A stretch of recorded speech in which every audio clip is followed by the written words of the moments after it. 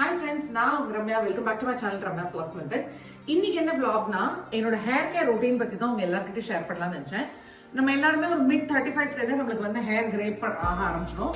So அதுக்கு நான் என்ன யூஸ் பண்றேங்கிறத உங்கள்கிட்ட காமிக்க போறேன். இந்த ப்ரமோஷன்லாம் இல்லை, நான் என்னோட நார்மல் ஹேர் கேர் ரொட்டீன் நான் ஒரு 3-4 இயர்ஸாவே யூஸ் பண்றது எல்லா ப்ராடக்ட்ஸும் உங்கள்கிட்ட காமிக்க போறேன். நீங்களும் ட்ரை பண்ணி பாருங்க, கண்டிப்பா இந்த கிரேயிங்ல இருந்து உங்களுக்கு ஒரு இது ரிலீஃப் கிடைக்கும். நான் இப்போ அதை எப்படி பண்ணலாங்கிறத காமிக்கிறேன். ஸோ நான் ஹேர் பேக்கு வந்து ஃபர்ஸ்ட் மெயின் திங் என்னன்னா ஒரு இரும்பு கடாயில் வந்து ஊற வச்சோம்னா அதோட கலர் இன்னுமே நல்லா இருக்கும். ஸோ அதனால நான் எப்போதுமே அதுக்குன்னு தனியாக ஒரு இரும்பு கடாய் வச்சுருக்கேன். அதில் வந்து நான் ஃபர்ஸ்ட் யூஸ் பண்ணுறது வந்து ஹென்னா பவுடர், மருதாணி பவுடர். ஸோ அது வந்து ஒரு 2 ஸ்பூன் எடுத்துப்பேன். என்னோட ஹேர் கொஞ்சம் ஷார்ட்டாக இருக்கிறதுனால எனக்கு இது இவ்வளோ போகிறோம். பட் இங்கே உங்கள் ஹேரோட லென்த்துக்கு ஏற்ற மாதிரி நீங்கள் குவான்டிட்டி எடுத்துக்கணும். நான் ஈக்குவல் அமௌண்ட் வந்து இண்டிகோ பவுடரும் எடுத்துப்பேன். இண்டிகோ பவுடர் வந்து நான் இந்த பிராண்டோட தான் யூஸ் பண்ணுறேன். நியூட்ரி க்ளோங்கிற ஒரு பிராண்டோட இண்டிகோ பவுடர் தான் யூஸ் பண்ணுறேன். ஸோ நான் ஈக்குவல் குவான்டிட்டியில் இண்டிகோ பவுடரும் யூஸ் பண்ணுறேன்.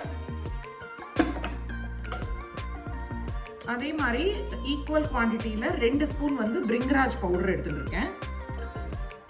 அதுக்கப்புறம் 2 ஸ்பூன் வந்து ஆம்லா பவுடர்.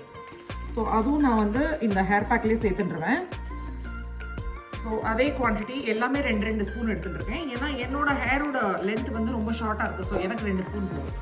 பட் இல்லைனாலும் நீங்கள் வந்து மருதாணியும் இண்டிகோவும் மட்டும் போடணும்னா கூட போடலாம். பட் நான் வந்து இதெல்லாத்தையும் ஜஸ்ட் அடிஷ்னலாக போடுறேன். ஏன்னா எல்லாமே ஹேர் கேரோட ஒரே இதில் முடிஞ்சிடும். இல்லைனா நம்ம எல்லாமே தனித்தனியாக போடணும். அதுக்கப்புறம் ஒரு 1/2 ஸ்பூன் வந்து கருவேப்பிலை பொடி, இதையும் சேர்த்து நான் எல்லாத்தையும் இப்போ மிக்ஸ் பண்ண போகிறேன். எல்லாத்தையும் போட்டு தண்ணி போட்டு மிக்ஸ் பண்ணி நான் ஓவர் நைட்டாக விட்டுற போகிறேன். ஓவர் நைட் நீங்கள் இதை ஊற விட்டுறணும். காலையில் பார்த்தீங்கன்னா நல்லா டார்க் கலரில் இருக்கும். பிகாஸ் நம்ம அயன் கடாயில் வச்சதுனால நைட்டே நான் ஹேரும் ஆயிலிங் பண்ணிடுவேன். ஆயில் பண்ண ஹேரில் வந்து இந்த பேக்கை காலையில் போட்டேன்னா ஒரு 2 hours அது ஊறினா கூட போகிறோம். அது ஃபுல்லாக ட்ரை ஆகணும்னு அவசியம் இல்லை. ஒரு 2.5 hours அது நல்ல தலையில் ஊறினதுக்கப்புறம் நீங்கள் ஹேர் வாஷ் பண்ணிடலாம். இதுதான் என்னோட ஹேர் கேர் ரொட்டீன். நான் இப்போ அதை மிக்ஸ் பண்ணிட்டு உங்கள்கிட்ட காமிக்கிறேன். ஸோ இதை தண்ணி விட்டு பாருங்க, நல்லா மிக்ஸ் பண்ணியாச்சு. நான் இன்னும் கொஞ்சம் லூஸாகவே கூட வச்சுக்கலாம் நீங்கள். ஏன்னா காலையில் ஊறினதுக்கப்புறம் இது நல்லா டைட்டாகிடும்.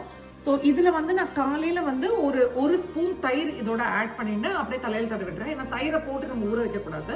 ஸோ காலையில் நம்ம ஹேரில் அப்ளை பண்ணுறதுக்கு முன்னாடி நான் ஜஸ்ட் இதில் ஒரு ஸ்பூன் இல்லை 2 ஸ்பூன் தயிரை போட்டு உங்கள் ஹேர் லென்த்துக்கு ஏற்ற மாதிரி நீங்கள் அதை போட்டுட்டு அதை நல்லா மிக்ஸ் பண்ணிவிட்டு அதுக்கப்புறம் தலையில் தடவிக்கலாம். பட் என்றைக்குமே ட்ரை ஹேரில், ஆயில் போடாத ஹேரில் இந்த பேக்கை போட்டுறாதீங்க. பிகாஸ் அது ஹேரை இன்னும் ஃப்ரிஸியாகவும் ட்ரையாகவும் ஆக்கிடும். ஸோ எப்போதுமே ஹேர் நல்லா ஆயிலிங் பண்ணிவிட்டு அதுக்கப்புறம் இந்த பேக்கை போடுவோம். அப்போ தான் ஹேர் கொஞ்சம் சில்கி ஸ்மூத்தாக இருக்கும். இல்லைனா ரொம்ப ஃப்ரிஸி ஆகிடும். ஸோ நான் வந்து இன்னொரு வீடியோவில் வந்து இதை எப்படி நான் அப்ளை பண்ணுறேன் அண்ட் எப்படி எனக்கு கலர் கொடுக்குறதுங்கிறதும் காமிக்கிறேன். இந்த வீடியோ பிடிச்சிருந்தா மறக்காமல் லைக் பண்ணுங்கள். தேங்க்யூ.